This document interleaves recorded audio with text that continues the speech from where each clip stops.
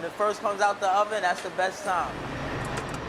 As with any good bakery, people here at the Rikers Island Bakery will tell you there's a secret behind why their bread is so good. I bet y'all didn't know that the inmates make the bread on Rikers Island.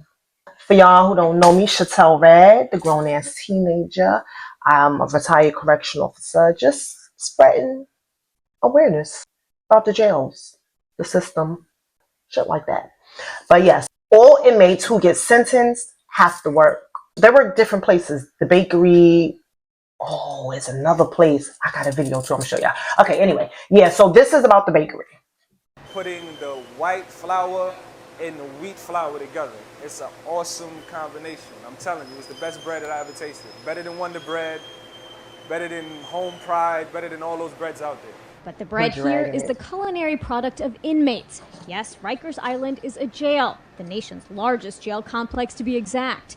It houses approximately 13,000 inmates serving small sentences or awaiting trial for charges including murder. Nikos Alexis is doing time for grand larceny. He's scheduled to be released in about a month, but in the meantime, he passes the time baking bread. To see that it's a big bakery and we all working together and we produce so much bread is actually unbelievable. The bakery churns out 36,000 loaves of bread per week to feed the prisoner population here. None of the baked goods here are for sale to the public, but people here claim they are renowned in these parts, and not just the bread. On major holidays throughout the year, Thanksgiving, Christmas, high holy days, and the other religions, the inmates get a terrific carrot cake. The Rikers Island carrot cake recipe includes 3 gallons of vegetable oil, 25 pounds of sugar, 25 pounds of flour, along with some carrots, walnuts, and raisins. Stick it in the oven at 350 for 40 minutes and bake until it's golden brown. The carrot cake is apparently so moist it needs no icing. The moisture, I think the moisture makes it excellent. It's nothing like the moisture. It's hard to reconcile the inviting bakery aroma inside with the razor-sharp barbed wire outside. But the security guards and orange and white jumpsuits are a constant reminder this is a jail. And being a jail, there are some extra precautions. We do have parts of some of the equipment that might be turned into a tool or a handmade weapon, and we keep careful track of all of that equipment. Same as we would in the kitchens, where we're using knives, forks, other utensils to prepare food. All of that equipment is carefully tracked before and after every serving. So far, there hasn't been any incidents at the bakery. Most of these inmates get this work assignment because of good behavior. Some even hope to make a career out of baking, or at least make a little bread once they get out. Let's get back on my feet and do the things the right way and bake bread for my mother. First of all, who? Security. Who's that? As far as I know, unarmed security guards get paid between $15 and $30. Okay, we get 6 figures. If you want to get on a CO nerve, call them a security guard. Because we don't consider ourselves security guards. We consider ourselves law enforcement officers. We can carry guns. We can effect arrest. We have peace officer status. Now, they dragged it with it's the best bread ever. I've tasted the bread. It's regular bread. It's nothing special about it. Yeah, I mean, it's not bad considering that the inmates are making it. So I guess, you know, it's good. The carrot cake is pretty good. They dragged it again. It's not all of that. Ooh, the moisture and the relax, calm down. It's okay. I've eaten it. I don't really eat that food. Because, you know, the inmates cook the food. I don't trust them. They be doing stuff, though. They don't like COs. Why would I eat from somebody who don't like COs and they know I'm a CO because I'm here in CO uniform? So, no, I don't particularly eat that food. But the bread, I have ate it. I have ate the chicken before, or the bird, whatever they call it, the bird. Because, you know, they got them big old birds on Rikers Island. They say they be cutting them up and calling it chicken. I don't think that's true, but I don't know for sure either. So when she said that there's people fighting cases along with certain people that's sentenced, yes. And I think she called it a prison. It's not prison. It's jail. Jail is when you're going back and forth fighting your case. Prison is once you get convicted of that case that you were fighting and now you're a convict. Once you get sentenced, you have to work. So these guys that are working in the bakery are sentenced. So they are currently residing in C-76, EMTC. It's for people that are sentenced to a year.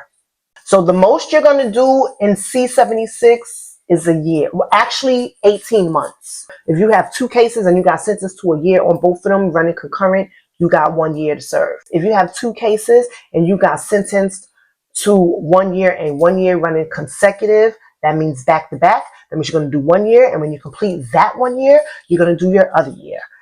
Now, the good time, it's like 3 months off. If you got a year, you're doing 9 months. Now, if you get in trouble and start getting infractions, we start chipping away at that good time. So now you went from 9 months, and then you at 10 months. Yeah, some people get the max out. So that's how you get to do 18 months, because out of the 1 year, you're going to do 9 months. So 9 months and 9 months equals 18 months. If you get sentenced to any more than that, you got to go upstate. All the rest of the jails on the island are detainees. Guys going back and forth to court. There are actually 10 different prisons on Rikers Island for all different kinds of inmates and crimes. On any given day, roughly 10,000 prisoners are housed here. But every day, a few detainees are allowed to leave Rikers, not so they can go to court, but so they can volunteer for a tough job that most of their fellow New Yorkers would never apply for.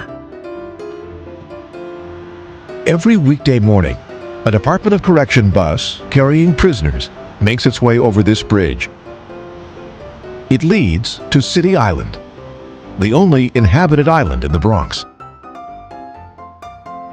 From the air, it looks like a seaside town in New England, until you see the skyscrapers of Manhattan behind it. The inmates from Rikers make their way down City Island's only main street. They are headed to a dock on the East Shore.